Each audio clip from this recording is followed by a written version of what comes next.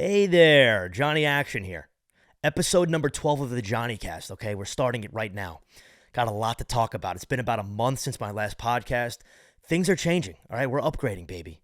New couch, off-white wall, shirt to match, black mustache over the scruff, right over the top of the stubble. I mean, I'm feeling nice right now, all right? Things have happened in the last month. I mean, Johnny got sick, all right? Johnny Action, that's the new name. I'm going to address that later, but Johnny Action got sick, and it was not pretty. Let me run down what happened, all right? It's a Saturday night. I hadn't eaten much. Everyone knows Johnny eats the same thing every day. I'm a machine. I'm a robot. I'm an animal. And yeah, I don't know. I was on the way home from a friend's house, and I said, you know what? I'm going to stop, and I'm going to get Taco Bell. And this was uncharacteristic of my new self, but very characteristic of my old self. So I go to Taco Bell the same as usual, right? We're doing the Cheesy Gordita Crunch. We're doing the Crunchwrap Supreme box with the soft taco, cinnamon twist for the kids, Baja Blast, and I eat it all in 10 minutes, 5 minutes, whatever I eat it in, whatever. Next thing you know, a half an hour goes by, and I'm not feeling too hot. I'm feeling a little bit under the weather, I guess. I don't know how you describe it, but I just feel a little off. So I say, you know what? It's about 12 a.m. I'm going to try to go to sleep. So now, as I'm trying to go to sleep, it's getting worse and worse to the point where I have to sit up. So if you've ever been like really drunk and you get the spins, I would have to fall asleep sitting up. That's the only way that the spins would go. I'd stop being nauseous. So I figured I'd do the same. So I'm sitting up in my bed trying to go to sleep after this Taco Bell sitting in my stomach. And I'm figuring to myself, all right, this is going to pass. If I can make it till maybe 1 a.m., it should be good. I'll go to sleep. All right, so I make it about a half an hour, and I feel like it passed, but also I'm getting like a little sweaty. I'm getting like a little clammy here, getting a little hot. And yeah, I wind up falling asleep, right? To my chagrin, 30 minutes later, I wake up, and it's go time, all right? I literally wake up my entire house violently throwing up. I mean, the type of throw up where it's just, I mean, it is what it is. I mean, you're literally letting it all loose. And so I get it all up, and usually, as you know, after you throw up, you feel a lot better. So I'm thinking to myself, all right, like, this is 100% food poisoning. I've gotten the stomach virus last year, and that was horrible. It was like a half a day's worth of just nonstop throwing up. But once it's done, it's done. So I was like, all right, like, this is food poisoning. It's definitely not the virus, and hopefully once I get all the Taco Bell up, it'll be over. So yeah, I throw up, and mind you, by the way, this is the night before Easter. All right, the Easter Bunny was ready to come to my house, and he got scared away by my vomiting noises. So yeah, this is the day before Easter. I wake up now every 3 hours, maybe 2 hours, throwing up. It's a nightmare, and so I'm just praying. Okay, it's gonna end soon. It's gonna end soon. So the next day, my family, they go to my aunt's house. They have a nice Easter dinner, a nice Easter brunch, actually. And I couldn't go. So I sit home, and I'm sitting up in my bed the whole day, just like feeling miserable. But I'm convinced it's going to pass. Now, if you don't know who I am or where I be, you might not know that I work remote most of the time. But when I have to go into the office, it's about an hour and a half drive. Well, lucky me, I had to go into the office Monday, the day after Easter. So thankfully, I had been feeling a little better, and I was like, yeah, you know what? I'm going to go into the office because I got to get my computer fixed, yada, yada, yada. I didn't throw up yesterday after like 6 p.m., so I should be good. Yeah, I had a horrible Easter, but listen, this Taco Bell thing's in the past. I'm not going to have Taco Bell for a long time. It's out of my system. It's just, forget about it. So I wake up at 9 a.m., and I drive into the office, and I get my computer fixed, and I'm feeling all right. We get a Jamba Juice on the way out. And I get a Just salad because it's in the building that I work in. All right. So I eat this salad very slow. It took me like 3 different sessions to eat this salad. I'm thinking to myself, all right, I'm being cautious. I'm being responsible. And so later as the day goes on, I'm just starting to feel like this salad or whatever I ate is just sitting in my stomach. And I'm getting a little bit more nauseous by the minute. And then I'm like, all right, I'm just going to go to sleep sitting up.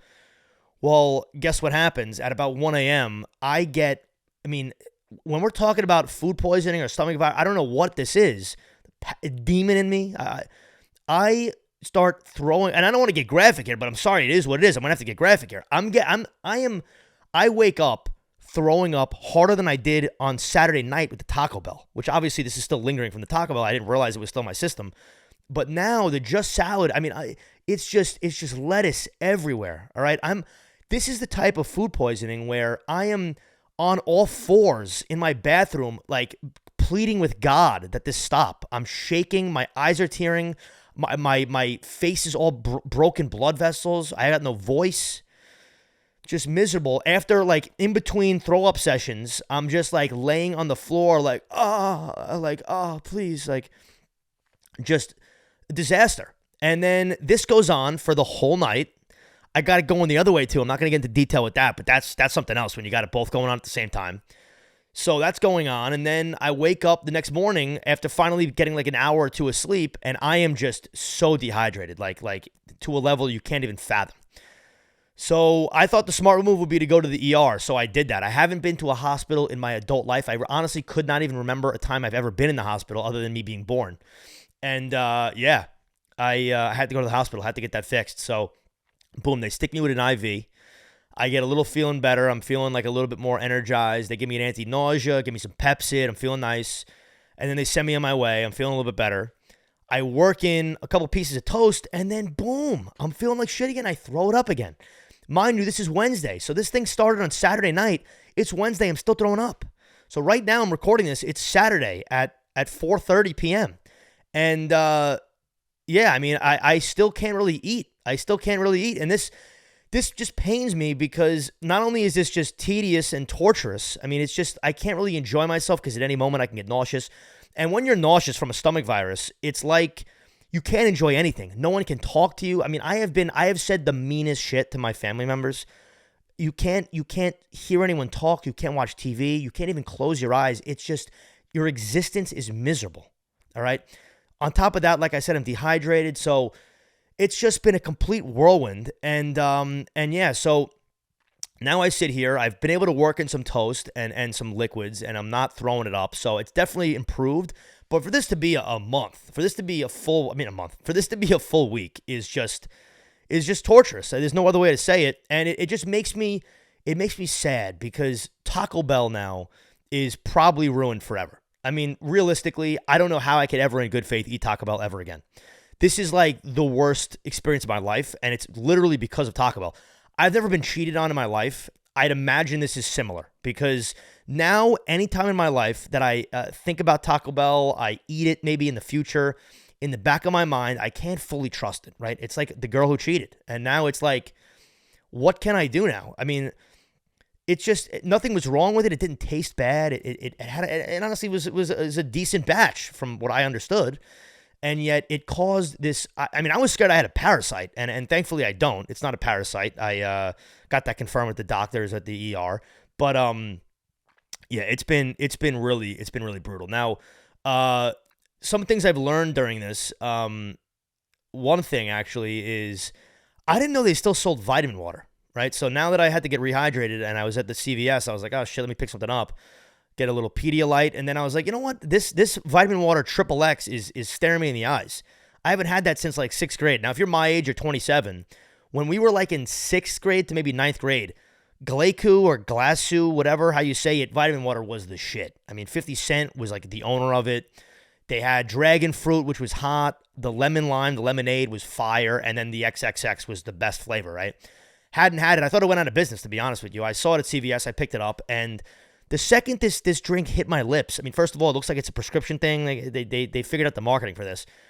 The second this drink hits my lips, it's like a sweet, like just sweet nectar from the gods. There's no other way to say it. It's like acai, pomegranate. I don't know what it is, but it tastes delightful. And now I'm getting rehydrated with vitamin water. They got a little vitamin. I was reading the label a little bit in my I was going a little crazy, like in my delusion.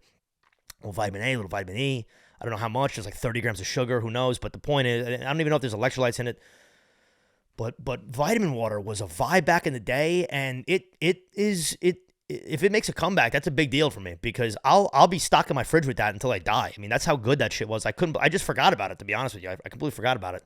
Then I was watching on TikTok. They do those like nostalgia things. Fruitopia. When I was a kid, there'd always be vending machines of Fruitopia. I used to love that shit. Fruitopia. It would come, I'll tell you right now, the number one time I'd get Fruitopia, my dad, I don't know what it is. Especially when I was a kid, he had to go to Home Depot 8 times a day. I mean, I felt like every other day I was going to Home Depot with him. And Home Depot, it doesn't have that brutal, clean scent like Lowe's. We're talking about a nice, rustic, just freshly sawed off 2x4 smell in Home Depot, right? The floors are dirty, but not too dirty. And every time I go in there, there'd be a vending machine for Fruitopia. I'd get $1.25, and boom, it would be it. I mean, I think it's like a fruit punch flavor. It'd be like a dark red flavor. Fruitopia was phenomenal. It really was. And so let's get back into the sickness for a second, because I'm not done with that. Of course, I mean, this is just Johnny's luck. The second I get sick, which was again Saturday night, Sunday, Easter Sunday, Monday, Tuesday, Wednesday, it's like 75 degrees in New York, sun shining. I could have got a tan the last couple of days, right? The UV was like at a 7 or an 8. And I'm sitting home just miserable in the bathroom, just chained to the toilet. Unbelievable. So that was just shitty luck. And this whole food poisoning scenario has made me think about how much I love fast food and how I took for granted my health before, honestly, and how you roll the dice. You go to these places, you don't know what the hell's going on here. I mean, you roll the dice. You roll into a Burger King. All right, I'm putting the emphasis on the King. Burger King, not Burger King. Burger King.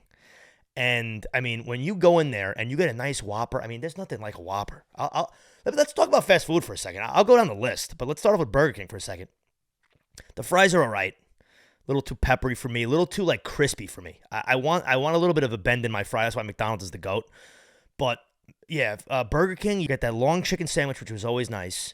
But nothing beats the Whopper. I think it could be the best fast food, and I don't mean like Five Guys, like fast casual. I'm talking about regular fast food. Could be the best burger in fast food. I mean, you got that nice like powdered bun, the sesame seeds on it. It's large in diameter, so you feel like you're getting something when you buy it. And then the perfect mixture with the mayo and the ketchup with the pickles. They got nice crinkle cut pickles, and I don't know what it is. It's that flame grill. That flame grill of the Whopper. It has a different taste than Wendy's or McDonald's. Any of those. It's amazing. So you walk into a Burger King and you don't realize you're risking your life walking in there. I mean, you God forbid you get food poisoning. It's over for over a week. I mean, I'm dealing with the repercussions. It's been over a week. But Jesus Christ, let's go to McDonald's now. I'm thinking of McDonald's because I mean, I just been thinking about every fast food restaurant because I miss it all. I've been dieting. Besides this food poisoning thing, I've been dieting for I think it's like the 8th week of my cut, and it's just. I love, and I like nice food. I have good taste, I'd like to think. I mean, I know good food when I see it, but I also like fast food. It's like the chemicals in that fast food, they've engineered it. I don't know what it is. I mean, you got McDonald's, and you gotta, every time you go to McDonald's, it's the same thing. I gotta get a quarter pounder with cheese. I love, the onions are nice on there. I used to not even like onions. I don't know how. They put just enough sweet ketchup on there. The onions, oof, just very nice onions. And the quarter pounder with cheese, contrary to the Big Mac, has a nice sized patty on it. Obviously, it's a quarter pound, but they're not cheaping out on that side. Now, the Big Mac, so what you do is you order the quarter pounder with cheese, and they usually got to buy one, get one. Usually got to buy one, get one with a Big Mac and a quarter pounder with cheese. So you got to get the Big Mac. The Big Mac, I know that the patties are like paper thin, but something about like when you eat a Big Mac and you got the lettuce falling off and the sauce and the cheese and the multiple slices of bread, you got to get it. So boom, you get that. So now you got a quarter pounder with cheese, a Big Mac, and then you can go either 4-piece McNugget or you can go a McChicken. I usually skew nugget, right, because you get the dipping sauces. And then you got to end off with a medium fry. Or actually, I take it back. You get the small fry. The medium fry, I feel like it's the same size, and they're charging you double for it. It's bullshit. You get the small fry, and you end it off with an Oreo McFlurry. And, I mean, McDonald's, best ice cream in fast food. Not even close. You put me on a blind taste test with 6 different fast food ice creams.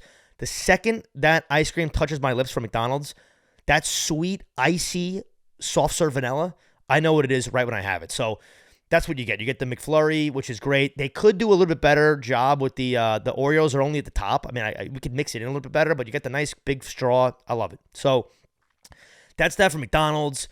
Then you got Wendy's, which, I mean, I thought was a known thing. I guess it wasn't, but like Wendy's is, I was going to say Taco Bell. Wendy's is the highest quality regular fast food restaurant there is, okay?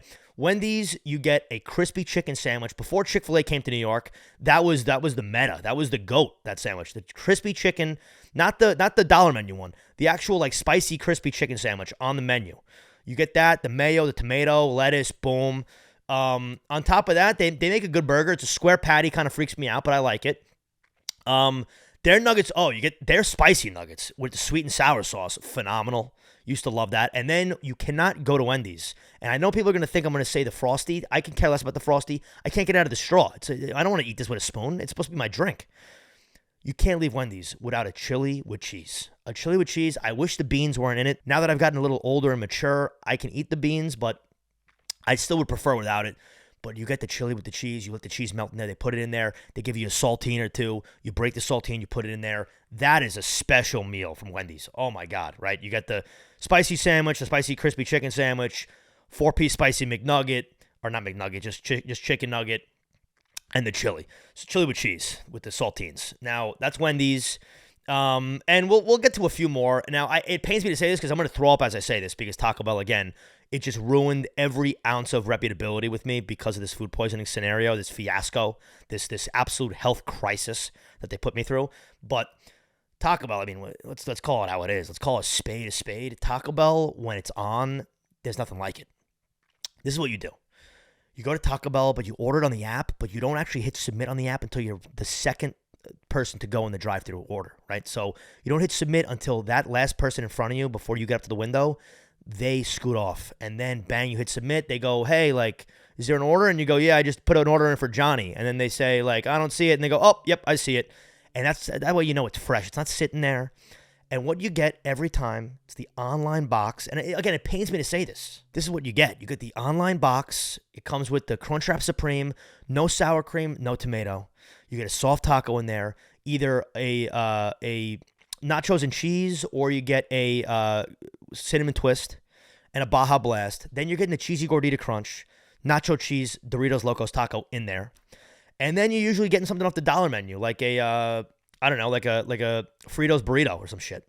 That's a order from God. And you get it, the cheese is hot. I could drink that nacho cheese from Taco Bell, and what a sin. I really feel like I've been betrayed. I feel like I was engaged for many years, and I was reluctant to finally pull the trigger and set a date for the wedding. And then I find out that I'm getting cheated on by a different Johnny. By a different Johnny, same name, which hurts just as bad, but a different Johnny. And in this case, it wasn't a long-term relationship. It was my relationship with Taco Bell, which, when I'm not strict with my calories, is a bi-weekly endeavor, Taco Bell. So it makes me sad. Another right before my diet, actually, that I had gotten into that is interesting because I feel like it's very slept on, is White Castle. White Castle, I like what they do over there because they haven't conformed to society, okay? I could be wrong, but I don't even think they have an app. You go in there, the menu looks like it's from 1988. There's always a line, though. Maybe it's just old people, but the turnover is nice, at least the one I go to. So, I mean, they have these chicken sliders, not a chicken ring on the bun. It's an actual chicken patty with a little cheddar cheese or American cheese. I'm not even sure which one. It's a phenomenal little thing. It's like $1.50 for one of those. I'll get 4 of those. Then you get the regular White Castle burgers. Love them. The fries are good. And the onion rings are a can't miss. The chicken rings, can't miss. I've never had a shake from there. They could be good. But the best part let me tell you right now, the best part of White Castle is if you don't get like a case where it comes in like a briefcase, like a cardboard briefcase, you get the paper bag, and on the outside of the paper bag is another bag, but it's a plastic bag. They're saying fuck the ocean. They're going to use the paper bag, but also, just as a fuck you to society, put a plastic bag around it and tie it up like it's 1994. So I'm liking White Castle. It's good taste. It makes you feel just shitty enough where you know you ate fast food. But I think it's overrated, the whole gastrointestinal situation with White Castle, where people say like, oh, I'm not getting White Castle. Are you kidding me? No, I think it's a little overblown. So that's White Castle. And that's really all I'll talk about with the fast food, I think, from a like burger perspective. Funny enough, and this is a fast food rant of the gods here. And I'm liking it here. I'm liking it. It's been a while. It's been about 4 weeks since we did a podcast episode. And why not? Why not talk about the things I love? All right. So I was just right before I got sick. My life's been on pause for a week. I might sound like a whiny little bitch here, but I don't get sick usually. So I mean, the fact that I got sick, and this was my doing. This wasn't like a virus where you get a little unlucky. This was me, like, knowingly going to a Taco Bell, rolling the dice, and getting just a spit in my face. And it's been hard for me to realize. It's been hard for me to come to terms with. So anyway, a week before I got this sickness, this illness, this disease, I was in, I don't know where I was. I was somewhere in Long Island, which should be the title of my first book. And so anyway, I needed change for 100 because I'm a baller, I'm a roller, I'm a high roller, not just a roller, I'm a high roller, right? So I had a $100 bill. I needed some change. Okay, no big deal. And so the only store that I figured might let me, because you walk into like a Chinese place, I feel like a lot of times they don't want to do the change game with you. I don't know why. Why is that? But there was a Subway on the side of the road. Now, I haven't been to a Subway in like 15 years, but let me tell you right now, they have chemically engineered that scent, because I walk into Subway to get change for 100. This Subway, they all smell the same. You could be in a bus stop in West Virginia. You could be in a Manhattan Subway. You could be in a Oceanside one in California. They all have the same chemically engineered smell. Where I don't even like Subway. I walked in to get this change. I was ready to order a chicken breast hero on an Italian urban cheese with some pepperoni, a little provolone, fresh toasted, because of the smell. 2 more cookies for me. 2 more cookies. I mean, this is how good Subway smells. I can't speak for the quality of the food. And as an Italian with pride, I'm going to say that I'm not going to get I'm not going to get Subway, but the smell itself is a magical scent. I mean, I really was tempted to get it. And that makes you think about the dark nature of fast food. That they've literally, some asshole who looks like me but like 60 more pounds overweight, sat in a lab and engineered the perfect scent. You can smell that Subway scent within 100 feet. If you're walking in like a strip mall and you're not even 5 stores away, it's like 8 stores until you get there, you smell that scent. That's how special that scent is. I mean, it's a scary thing that they got going on there. It really is. And another restaurant, again, not a burger spot, but Chick-fil-A. Chick-fil-A is a beacon of consistency. No matter where you go, it is so quality. It's like, I can't even imagine when I was a kid and they're putting like brown meat in my chicken McNuggets. I can't imagine now, like being a kid, where all you know in fast food is a Chick-fil-A sandwich, which is just like pure, actual quality white meat. It's insane. Chick-fil-A, they got the sauces. Every sauce is good, right? I mean, you could literally close my eyes, throw me a sauce. It doesn't matter. They're all going to taste good on the sandwich. They got, I mean, the best shakes in the game. I just found this out. They do, because I always like the cookies and cream shake, but I like the chocolate shake as well. You could do a chocolate cookies and cream. Next time you go to Chick-fil-A, get a chocolate cookies and cream shake. I know before I mentioned that McDonald's is the best ice cream in the fast food game. Well, Chick-fil-A is right there with them, and their shakes are just the best ever. The fries, I'm not a waffle fry guy, but I'm not a fry guy. That's a Yeet reference for the kids, all right? That's in the song Hater on the deluxe of Two Alive. So write that down, listen to it later, like it on Spotify. It's a banger. So anyway, not a waffle fry guy. Having said that, pretty good, get the job done. Little Chick-fil-A sauce on the side of those fries doesn't hurt a soul, and yeah, I mean, I have a specific routine with Chick-fil-A. I get the same order every time. This is a common theme with I think it's probably like an OCD thing. I have the same orders everywhere, but this is what I do. Chick-fil-A, you get a regular sandwich meal. Regular sandwich meal comes with the fries. You're getting it with Chick-fil-A sauce. You're dipping the fries in the Chick-fil-A sauce, as well as putting the Chick-fil-A sauce on the sandwich. On top of that, the drink, as I said, is a chocolate cookies and cream shake. If you haven't tried it, it's going to change your life. Then you also, which is their best product, you're going to get a Chick-fil-A spicy sandwich. Now, what you do with the spicy sandwich is you don't eat it right away. You eat everything else. You need to eat the fries while they're hot, because then they get a little soggy. The Chick-fil-A sandwich that's plain, that you can eat that while it's hot. But the Chick-fil-A spicy sandwich, you got to have it sit in the tinfoil wrapper for at least an hour. Not over 2.5, but at least an hour. That sweet spot's about an hour and 45. Once that sandwich, for some reason, that tinfoil, it makes the sandwich like juicier. I think it holds the juices in. It steams the bun, if you know what I'm saying. And on top of that, it's like a Five Guys bun. But then you take the sandwich out. It's still crispy on the breading. It's still crispy, but it's, again, moister than it would be. It's more juicy than it would be if you just ate it right out the gate. And then, very important, you have to put Polynesian sauce on it. It's the perfect mixture of that spicy sandwich and that sweet, sugary. Polynesian sounds like it's an Asian thing. It's like an Asian flair. I don't know. All I know is Polynesian from Chick-fil-A, but that's the order, and there's no other order to get. I've given you my Taco Bell order. I'm going to give you that Chick-fil-A order now. When you go to Chick-fil-A next time, I don't want to talk about nuggets, okay? It's a waste of time and money.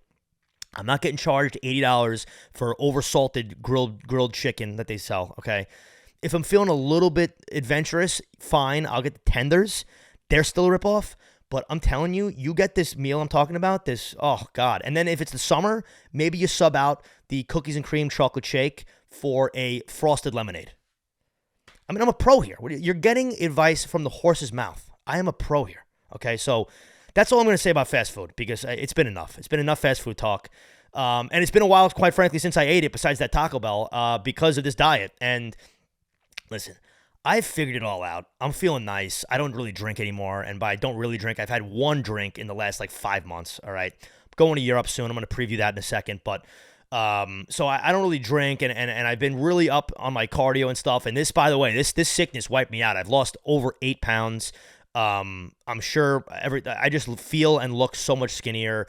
All the glycogen in my muscles has definitely been stripped. And so hopefully it'll not take too long to get that back. But it's so nice to see the consistency pay off in the gym, especially in the kitchen, right, with the diet. I mean, sure, do I love fast food? Yeah, but when you see your physique change, and it takes a while, it's probably like you see a little bit of a change maybe week 5, then you see a little bit more of a change week like 8, and then pretty much every like 2 weeks from then on in, you're getting tighter, you're getting leaner, and you just feel it. And when you see that in the mirror, or you're in the gym and you're getting stronger if this isn't a cut, and that whatever weight it is just goes up a little smoother, a little quicker, a little easier, it just makes you feel so good because you know the work you're putting in is paying off, right? And that's just, I feel bad for people. I really do. This isn't like a condescending thing. I really mean this. I feel bad for people who don't have a relationship with the gym because they're missing out on such a huge part of your personality, of your inner, your overcoming adversity and being honest with yourself, right? I mean, that one time I got Taco Bell, it was because I didn't eat anything the whole day. I was at the Mets game, and I refused to cheat on anything.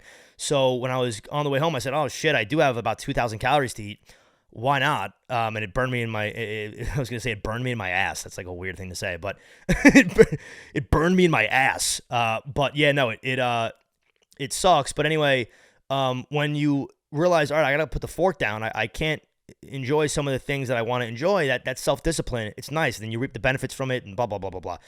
So yeah, I mean, the gym is a magical thing, and it brings people together too. I mean, I got a funny story actually. So about a week and a half ago, I get home from work and it was just a brutal day. I had I usually work remote. I had to travel in. So it was like a 2-hour commute each way. And then my train on the way home got like delayed, and then actually wound up having to stop at a station like 3 down from mine. So I had to Uber home. It was a disaster. After that, because the train was late, I couldn't go to the gym. So I was all pissed, and I had like band practice. I had to like cover a couple songs so that I wasn't able to really learn too well before, because I thought I had a time before that. So it was a disaster of a day. I was in a bad mood. And so I had to go to the gym after this band practice. So bottom line is, it's like, and it was legs. So it was like 1 a.m. I get home from the gym, 1 a.m., and I'm just like, I'm feeling miserable, right? Just brutal day. I'm beat down. I'm exhausted, ready to go to sleep, bad mood. And I'm on TikTok for a quick second. And I see, and I've mentioned him on my podcast before, but Eddie Barrett, NYPD's hardest working detective, and he's on TikTok live at like 1:45 in the morning, okay? And he's not up late. He actually woke up early. What I mean by that is, I've spoke about him, like I said before on the podcast. This guy is the hardest working dude ever. He was up for the day, okay? He was literally on the Stairmaster at the gym on a Q&A live, answering questions for fans and stuff like that. And now the reason why I'm telling you this story is because I had this shitty day. And he's obviously in the NYPD. I have some family who have been cops, and just to see him working his ass off before he even starts the day of work he has, which is protecting the city, is incredible. And then he has the time to answer a couple of my questions, right? I told him to be safe. He reciprocates, hey, Johnny, like, you be safe too, brother. Like, just nice things that this guy is taking time out of his day to spread. I don't want to get like emotional here. This guy's taking time out of his day to spread love and just be positive to just anyone, people he doesn't even know, while he's training before he goes to his job to protect society.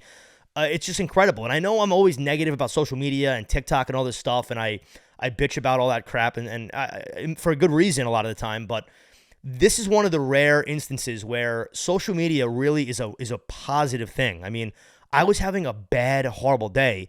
Eddie Barrett is answering questions about him starting his supplement company and to keep pushing and all this stuff, and just showing love to his fans, right? I mean, it's just incredible. I was blown away by, I liked him before. I hold this guy to a whole nother regard now, and I'm a huge fan of his. I mean, I don't really take many supplements. I mean, I because I'm cutting right now, I have to work in some type of whey isolate just to get some protein in with my calories being so low.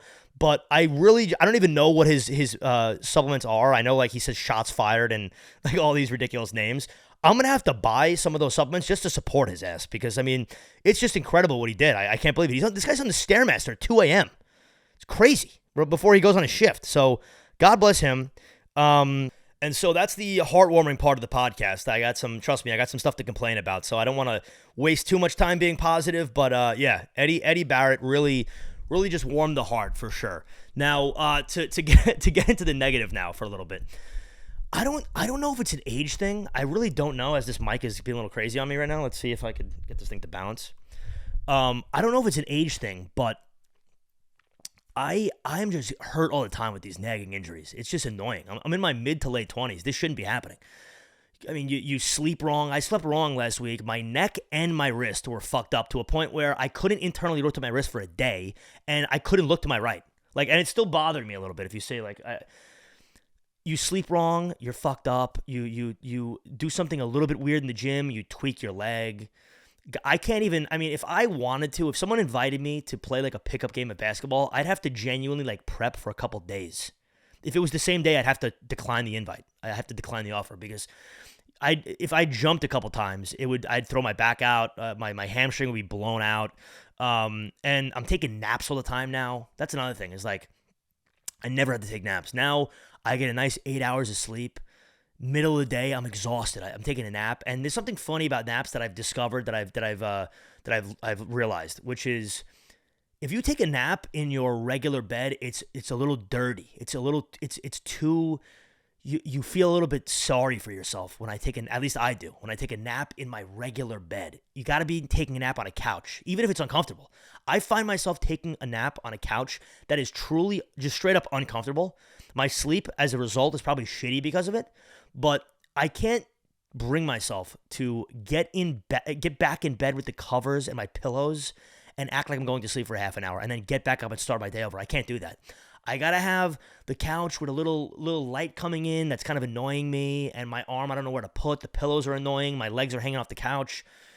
That's a secret to the nap game. I think it is, and I don't want to say that sleeping in the bed would be a better sleep, but I'd be hesitant to believe that because I think naps are meant to be taken outside of the bed.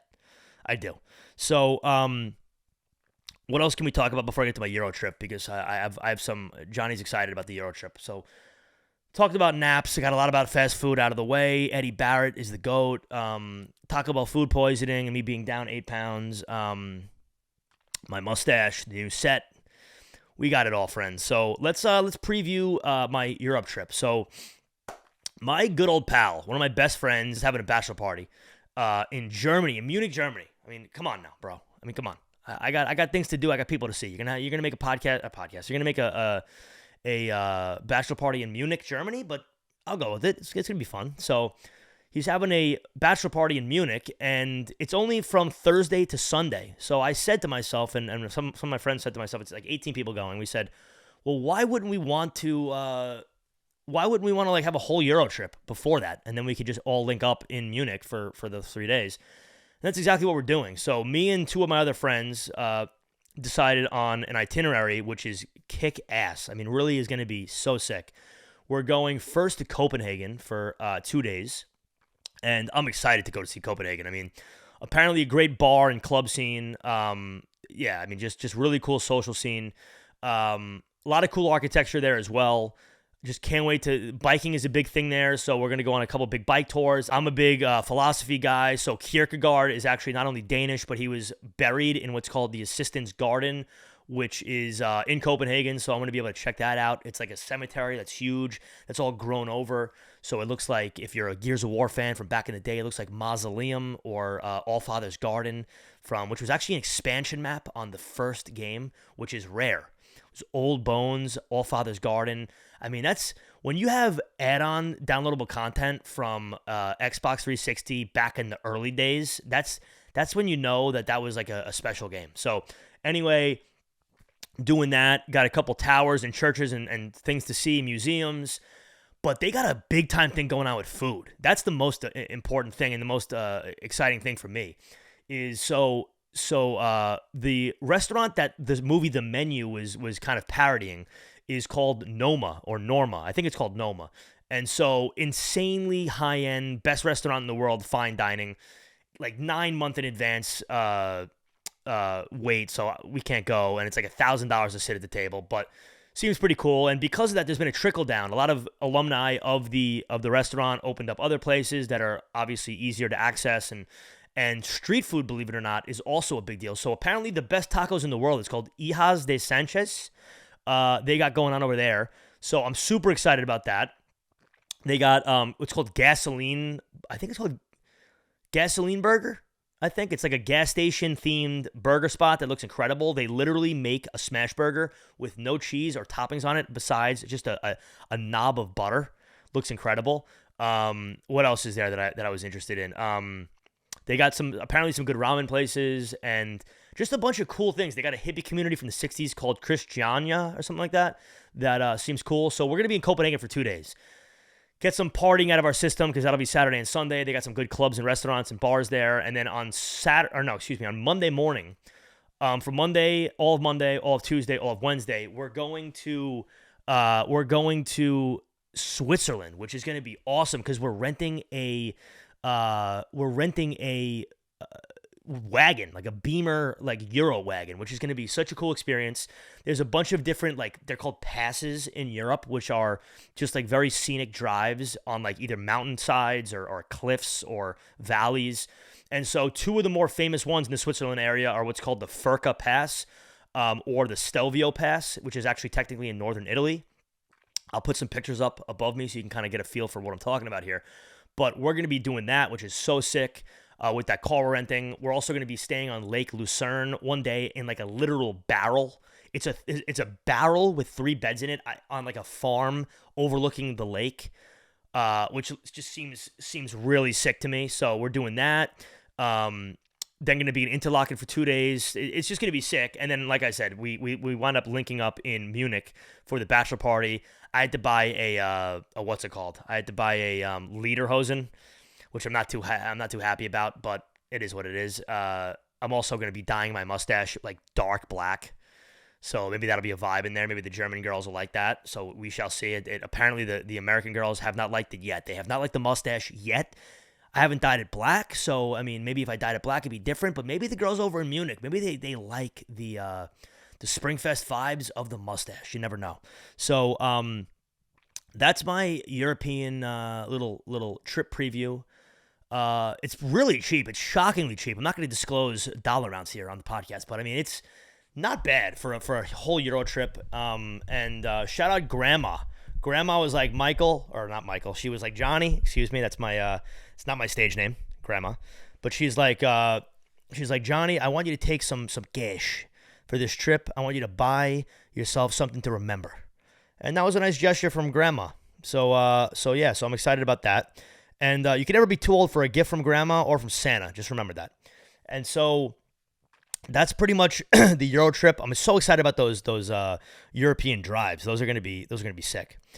Now let's address the elephant in the room, because I said it in the beginning of the podcast. I addressed myself as Johnny Action, and I did not say Johnny Kith. So you must be thinking, okay, well, did this guy change his name? And the answer is yes, I certainly did.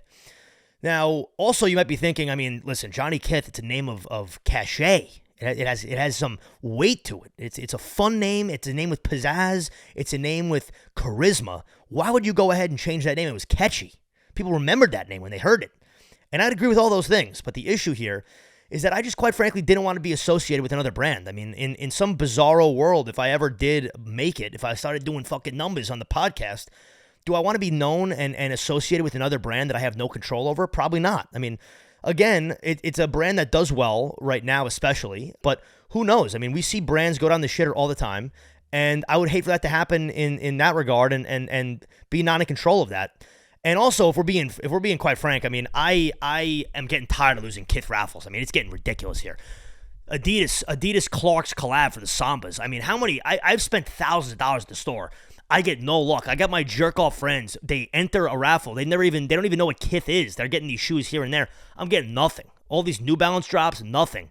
I mean, I found out that it's Ronnie Feig, not Ronnie Feig. I've been saying Ronnie Feig for years. Okay, for years I've been saying Ronnie Feig, and I'm kind of happy I've been mispronouncing it because they have no respect for a customer, for a consumer like Johnny Kith, Johnny Action. No actual respect for the consumer because, again, I enter a raffle, I expect to win once in a while. I'm over the field, I'm over 80. So that's if we're being real, that's the reason why I changed my name. Those two reasons, one might be a little petty, the other reason is rooted in logic and ration. So it's a transitionary period for this podcast, right? So the name's staying the same, JohnnyCast Studios. I was lucky enough to have the first name in most of the names, so the Kith branding doesn't really matter. But yeah, JohnnyCast Studios, the podcast is the JohnnyCast.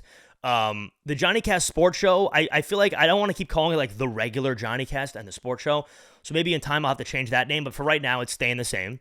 And also with the JohnnyCast, the regular JohnnyCast, I hate to admit this, but doing a JohnnyCast a week is too much, right? I was going to think about making it called Sundays with Johnny, which would have been funny and good, but I can't, it's too much new content to create every week for it to be quality. I can't do that. So there's going to have to be some lapses in time. Like, for example, it's been about 3.5, 4 weeks since my last podcast on the JohnnyCast, and I have a lot to talk about because it's been some time. Life happens, experiences happen, and you get to ponder those experiences, write them down, and realize this is stuff I want to talk about. So maybe for a couple weeks in a row, I could keep it up where I'd be posting every week, but for a realistic time frame, I mean, I'm going to say every 2 weeks, I'd say. Maybe every 3 weeks. A month is too long, but every week is too much. And so presumably my next podcast will be after this Euro trip, so I'll have a lot to talk about in that regard. We'll go over my opinions about all these countries. Hopefully I'll have some footage regarding the countries, and yeah, talk about the Euro trip. And so speaking of travel, traveling in New York City is the worst. I mean, in Manhattan I'm talking about. It's the absolute worst. I was born and raised in Long Island. I'm a New Yorker, okay? I have a strong connection to all the boroughs, except for Manhattan. I can't stand Manhattan. I can't stand everything about it, the pretentious nature, the subway, just everything that has to do with Manhattan, I cannot stand. And we'll start with the subway. It's just hot and filthy. The last couple of years, no shocker. It's just been a disaster in there. I mean, people are getting stabbed and shit. But the worst part about it is, unless you're like an everyday subway goer, there's no way you can confidently like maneuver around in the subway because they're changing platforms without telling anyone, right? I have to take the 1 train. The platform it's usually on, it's not going there, but then it's a detour to the 3 platform. How am I supposed to know this shit? Then you gotta like ask the cop in the station, like you're a 5-year-old, sir, where do I go? Like, it's just embarrassing, right? So you got the subway that with that shit. Every time I poke my head out of a subway, I'm just lost again when I'm like back on the streets. I'm like always making the wrong turn. If God forbid you're in a rush and you got to make like a Long Island Railroad train or like a Metro North train and you're cutting it close, I always make the wrong turn. If I got to go right, I make the left. I go down a block and then I realize that the blocks are going up. I mean, it's a disaster. I'm also not like a directions guy, but like still, it's just always a maze in there. And then, like I said, the people. I mean, let me give you an example, okay? Me and my friends went to a nice dinner at Catch for one of my buddies' birthdays, okay? Now, I love a nice restaurant. I love going out to dinner, enjoying myself. And luckily for me, there are phenomenal restaurants in Queens, in Brooklyn, in the Bronx, and obviously on Long Island as well. But so many times in Manhattan, I have the worst experiences either out to eat or at clubs or whatever the case, okay? So we're out to eat at Catch, and dinner was great. I mean, it was a good dinner. Food was phenomenal. I can't be salty about that. It was very good. But we noticed that behind us was like a table of like 12 people. 10 girls, they were all pretty attractive, and like 2 guys. One of them looked like a normal dude, and the other guy looked like some type of like European model. He was like 6'3", handlebar mustache. He was wearing a biker jacket, but like you could tell salt and pepper hair. He was like probably like in his 40s as a model. And so they're eating dinner at Catch behind us. Again, it's a table of 12, 10 girls, all hot, and then these 2 guys. Minding their own business, nothing crazy. And then as these people are getting up to leave, all the girls get up and leave, and now, not the model, the regular guy. This guy is probably like 5'9", not a good-looking dude, has the balls, this guy, out of shape, like a slightly overweight, has the balls to turn to my table, which is a table of 5 guys, all in their like mid-20s. He turns to us, looks back at the girls who are leaving, looks back at us and says, "Now this, boys, this is how it's done," and then goes like this with his hands. And I didn't even think I heard him correctly at first because I was just in such shock. I was like, these are the type of people who roam the streets of Manhattan. This guy just took these girls out. He's probably on his father's dime. He's like 36. He's still paying for things with his parents' money. And he's with some model guy, and they maneuver and they figured out a way to get 10 model girls to their table. And great, listen, you made it. You did your thing where no matter how you finessed your way into doing this, you did sit down at a table with 10 attractive girls and you're having dinner and you're the center of attention. Great, good for you.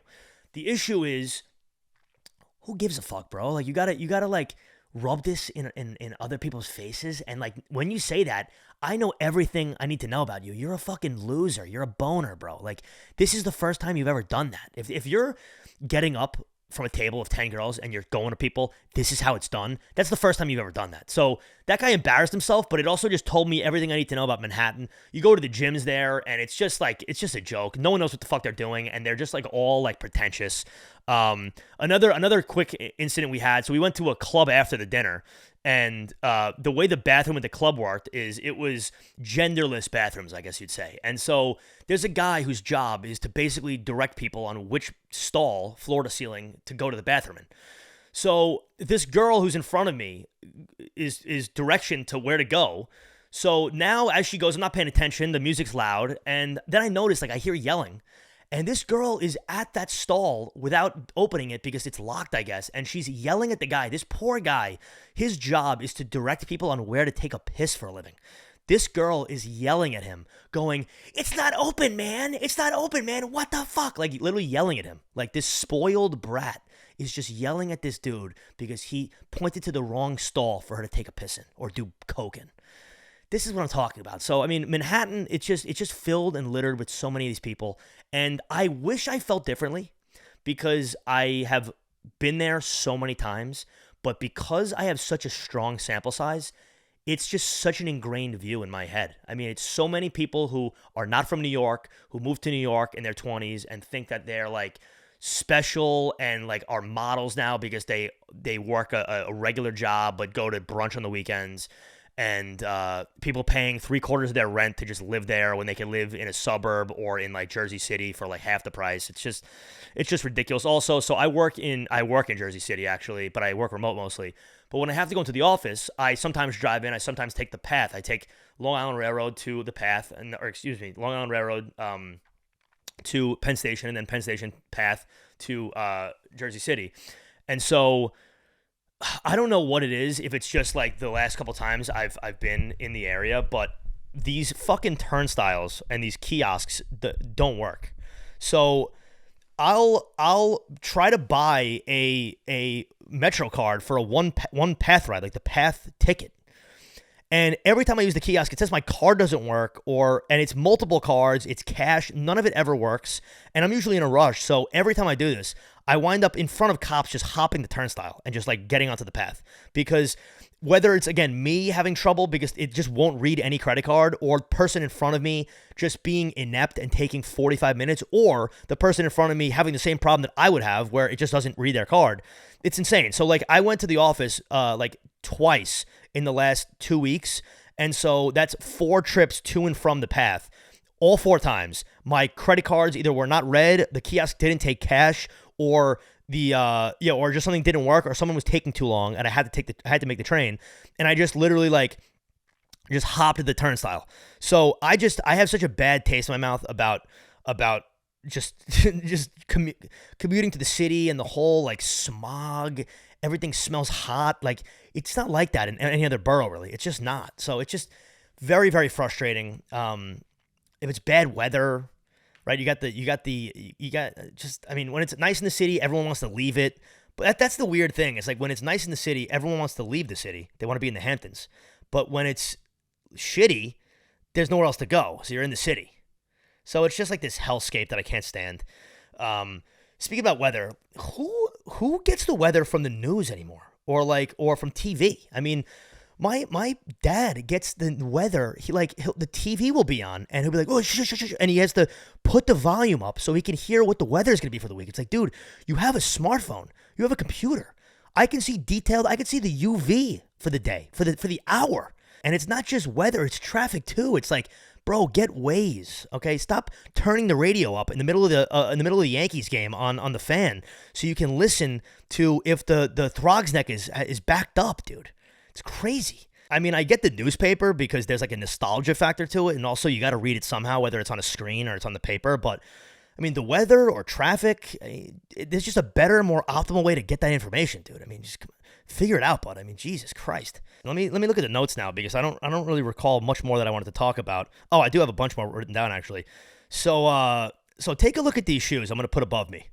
They're called Hoka Rocket X's. Now, I know what you're thinking. They're hot, and that's damn right they're hot, right? Now, they're marathon shoes. So I am such a dedicated, compulsive buyer / consumer that I'm not even kidding, I may train for a full marathon just so I can justify buying these, because I think they look that cool. So I'm going to have to now train, put hours of work in week to week to become at least like respectable in the marathon game, just so I can buy these shoes and run the marathon. And I'm not mad at it, because that's how I've formed as a person. And people do different shit, different weird ways. I had written down here also, you ever meet the everything is irrelevant guy? The guy who doesn't know that the phrase is everything is relative. And I think he knows what it means, but I think he just doesn't understand that the phrase has a different meaning. But then maybe if you knew what relative means, you wouldn't get the phrase wrong. So maybe I don't know what it is, but whenever you hear a guy drop, the smart guy who knows philosophy that drops the everything is relevant line, that's what you know, dude. Stay away from people like that. Another thing I had written down is, Jesus Christ. So this is before I got sick. I've been out of commission in cardio for over a week. It's been brutal, even though I lost 8 pounds. So, I mean, the last time I Peloton was like 2 weeks ago, and it was a Alex Toussaint Club Bangers ride. And so, I mean, I'm a huge Alex Toussaint guy, but a huge fan of his. But I mean, honestly, the music has been lacking the last couple months. It's been the same music over and over and over again. So I was doing this ride, and what do you know? He picks the music. He picks What They Want off of Oxymoron by Schoolboy Q and 2 Chainz. And that's always been one of my favorite songs by Schoolboy Q, period. One of my favorite songs, if not my favorite song off that album. And it's like a deep cut, right? Not many people know that song, or like that's not a hit of his. So to hear that song unexpectedly, it pumped me up. It was like the last third of the ride, and it gave me like a second wind. It reminded me of that feeling you get back in the day when you're in the car on the radio and a song you love. This is a song you could listen to 80 times a day. But for some reason, when the radio would pick it, when it was random and you had no control over it, when you hear that song, it was magical, right? You'd get excited. It was more fun to listen to. The song sounded better. So, on the Peloton, when I heard What They Want, it was, first of all, a song I hadn't personally listened to in a while, but also, you're not expecting it, so it just sounded better. It pumped me up. It was amazing. And I guess we could talk about music now. Yeet is on top. I mean, he really is. I mean, I'm going to get straight hard transition right into Yeet because he deserves it. The bells are taking over, right? I mean, we heard the bells early on in his career, and it was a new sound. It was a different sound. And it's been the trademark of his career. And now Quavo is making songs. I mean, when washed up artists are making songs with your sound, that's when you know that you're on top right now. Is when Quavo is making songs. He released that single Honey Bun 2 weeks ago. It's littered with bells. The whole thing is bells, right? Then you got Benny X getting a song with Drake. Yeet's producer now has a song with Drake that's out. It's really exciting, okay? And I never am not in the mood to listen to Yeet, and this is crazy. This is coming from someone who I think, and I like to take pride in the fact that I have very strong and diverse musical taste, very eclectic, multi-generational, multi-genre, 50s all the way until today, and yet I can't lie to you, Yeet, it hits, all right? And it's like 120 songs deep now, his discography. I like them all. And so, like, there's not even any, like, specifics to talk about. I mean, he's just a cool fucking guy, this guy, Yeet. There couldn't have been a Yeet without Playboi Carti, we know that. But Playboi Carti did the same thing that all these other guys do. They fumble. They have the best hype in the world, the most hype. Everyone, millions of people are begging for them to release music, and they just stall out for whatever reason. Could be the label, could be drugs, could be just selfishness, could be not wanting to blow it, right? But you saw this with Party Next Door, my favorite artist, really, pretty much ever. I was obsessed with Party for years. doesn't drop anything for years and years and years, then falls off a cliff, the drugs get to him, yada, yada, yada. Now he drops music, it's like a joke. Yeah, I mean, it's crazy that Playboi Carti let that crazy hype slip. He still has it, clearly. He does all the shows and stuff, and he's got the whole, like, goth shit going, but that sound that Yeat has couldn't have been done without Playboi Carti, I'll admit that. But what Yeat's done with it is otherworldly. And you can tell also that he is the originator. He is original. He's genuine. He's making up words. He's just... This isn't any Rick Rubin bullshit. Let me get on a quick rant about Rick Rubin, because I mean Rick Rubin, it just rubs me the wrong way with his demeanor, with his beard, with his aesthetic, his wardrobe, his stupid little house he lives in with nothing in it. Right? He's basically DJ Khaled. He does nothing. Okay, and all these artists got like mind fucked into thinking that they needed him to make a good album. This is all an act. I mean, he speaks like he's from some hippie cult from Utah. He grew up in Lido Beach, Long Island, and from Long Beach. I mean, he grew up in the same town as Mike Francesa. This is all an act. I mean, cut the shit, dude. It's just annoying. I'm losing touch with the music industry in general. I mean, the Ice Spice whole situation doesn't make any sense to me. All these female rappers, they have no talent. At shows, they're just rapping over the recording, blasting out of the speakers, so they're not even performing anything. They're just twerking. All these grown men, I'd like to meet some of these grown men. They're paying to watch this person just twerk in front of them and sing along to the song that's already being recorded. It's like, dude, it doesn't get more cuck than that. Just go to a strip club. It doesn't make any sense. Who are these people's audiences? It's getting scary. The TikTok music little genre is so dystopian, where now you can very much so tell when a song is made for the sake of being a song or for TikTok, where like the TikTok songs are easily repeatable. They lend themselves to being like sped up or slowed down. They just have like a sound to them. And TikTok, it's no secret. I mean, things just get ruined. I mean, if it couldn't have got any worse, kids are wearing pajamas now in the gym. They're wearing flannel pajamas with guinea tees and Crocs. And slides and sandals into the gym now, and it's like a whole like culture thing. I'm just never gonna get it. It just doesn't make any sense to me. Also, like the ASMR food shit. Let me tell you right now, the ASMR food shit that boils my blood. I don't know. I can't even put my finger on what it is, like why it bothers me. But when you see specifically when that one video of the people who like they'll cut up like cookies and then they'll drop the cookies into like a bowl of buttermilk, and they let like the cookies like flop into the bowl, and it makes that stupid noise, and then they like fold it over, and it's always over top. The camera's always over top. It really just skeeves me out. It does. It's just, I mean, besides the ice cream one, like I just said, they use the most sensitive mic in the world to like cut a slice of pizza so you hear the crisp going. Who is like watching these videos and just like, I mean, people are spending the whole day on these videos. They are. It's a scary world. They're gonna be atrophying into the couch. They really are. Now, another thing, not to do with TikTok, but this was a TikTok I saw. We got full stadiums of people watching pickleball now. I mean, I'm not gonna shit on pickleball. It seems like it's a little fun activity, but we got like 2-on-2 like duos women's pickleball, and there's like hundreds, maybe thousands of people in the stands. People are buying like pickleball branded shoes. The crowd is cheering. There's like camera flashes, like Derek Jeter just hit his 3,000th hit. What's going on here? Can we watch some real sports? I mean, are we getting this bored with society where now we gotta act like pickleball is some type of? There's a thing called tennis. Go watch a tennis match. Go watch women's tennis. We're watching pickleball. I'll put the video up so you can see what I'm talking about. I'll put the video above me. It's a giant. They got the gear on. I saw a kid in Lifetime last week. He's got a pickleball fucking sleeve on, like a compression sleeve. If you want to get recreational, I get it. But I mean, this maybe I just can't enjoy anything. This is getting too serious now. People are ruining their friendships probably over pickleball. Let's calm down with this shit. Let's calm down with it. Now, I got a question for the audience here, and it's a simple question. You ever see an old woman with fake tits? It's what a situation that is. Like, we're talking 65 plus. I saw one in the gym a couple days ago, and it was a sight to be seen. I had a lot of questions I wanted to ask her. I mean, they were a fresh, new pair of tits. I mean, I wanted to ask her a couple questions I had in my mind. It brought up some feelings in me. I didn't know how to feel. I kind of wanted to, literally beeline out of the gym and go straight to my therapist.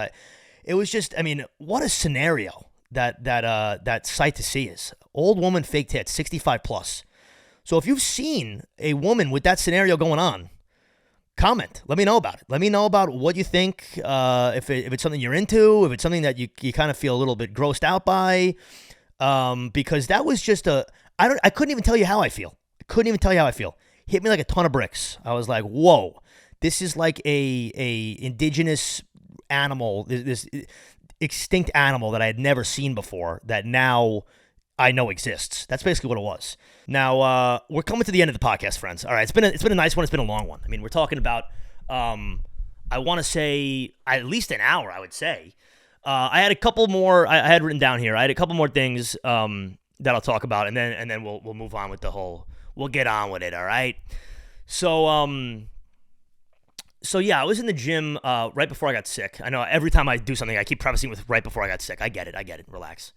So I was in the gym, and let me tell you a story. Let me sit down. Let me move the mic back down again. Let me tell you a story. So I've been going to 2 gyms for the last year. One I was going to much more often when I was working at my old job since it was near my office. And when you go to a gym for long enough, you get to know a lot of people. And so there's been one guy that I've never spoken to who's very intimidating. He is a big dude who is only hitting the heavy bag or the speed bag. He's always training, it looks like, for a fight.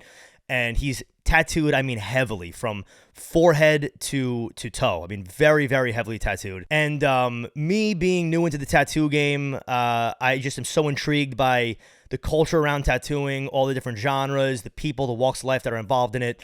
And I've always been intrigued by this guy because of, I mean, how many tattoos. This guy, I mean, the webbings of his toes are tattooed. His armpits are tattooed, everything.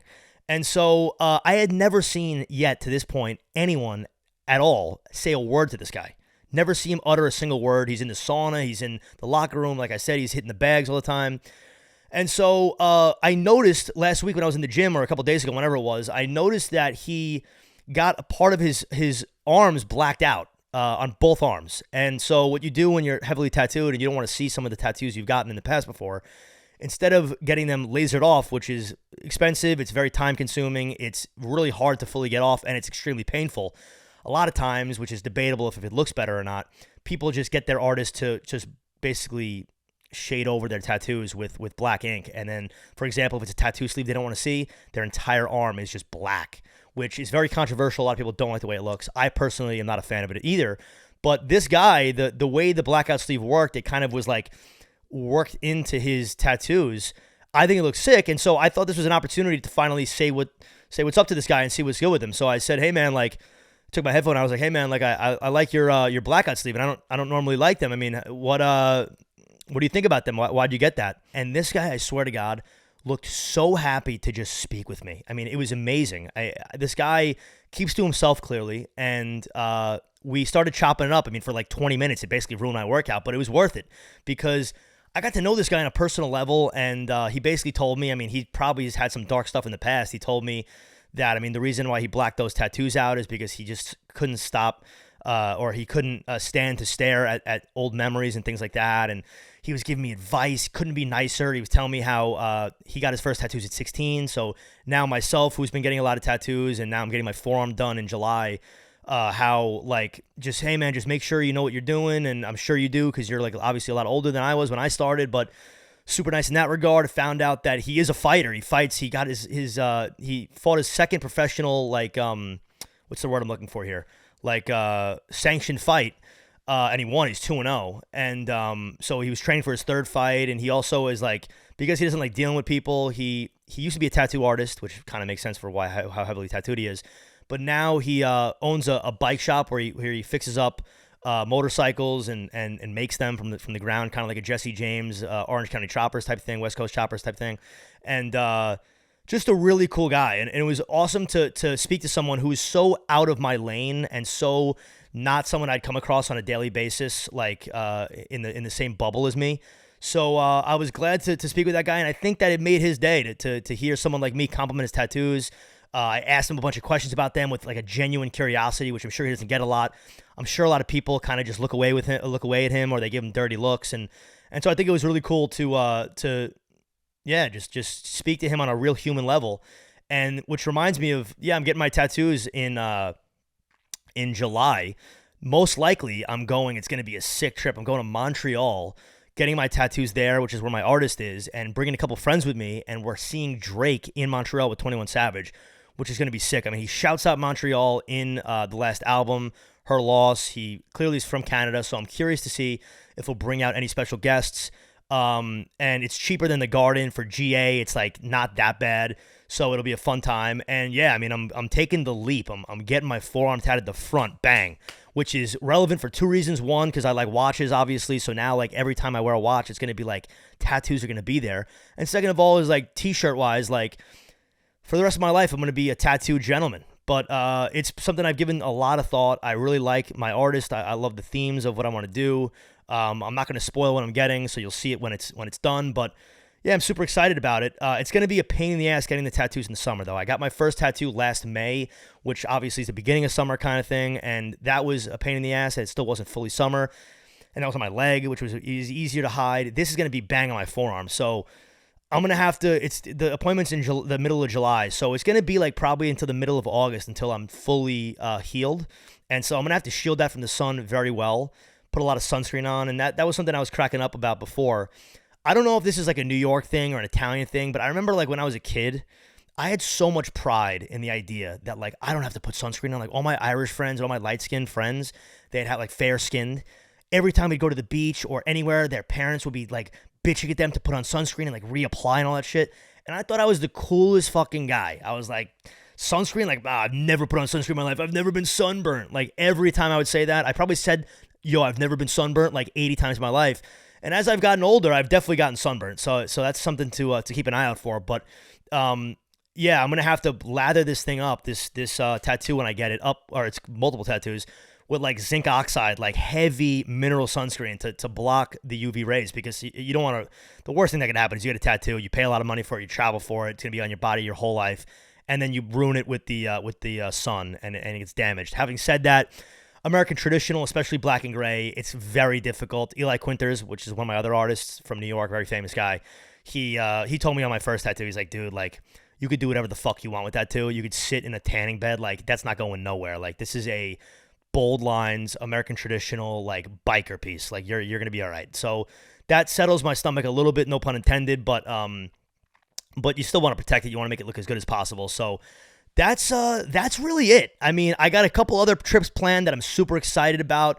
Going to Philly in, I think, mid to late August, going to hit up a bunch of different pizzerias over there that I really want to hit, as well as get a reservation at Zahad, which is, I'm hearing, is just absolutely incredible.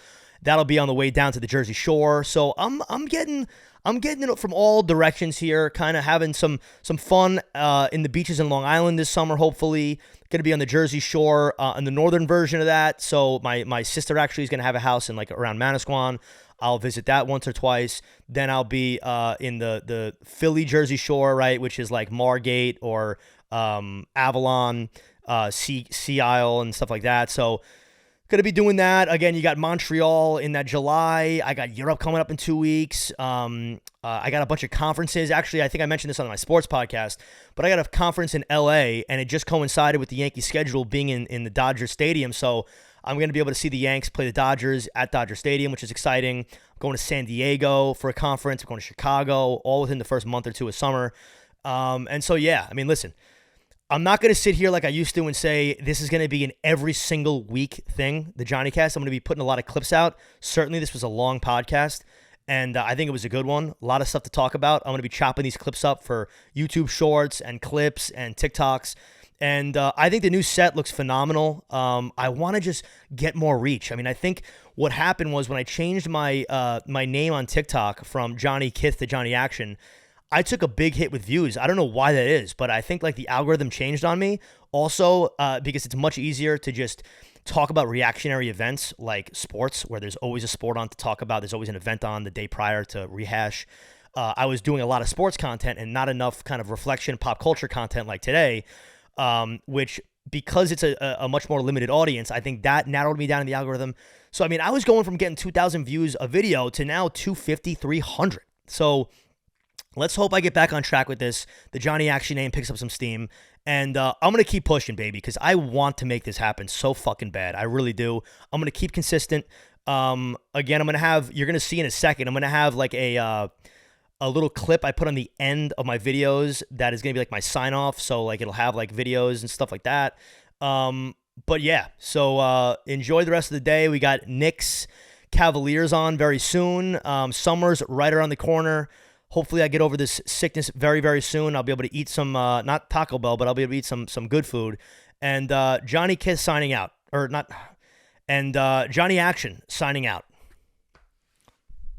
Hey guys, you know the deal. It's Johnny Action here. I want to thank you for watching the podcast. If you could, like the video, hit me with a comment. Also, subscribe to the channel if you haven't already. And as always, thanks for watching.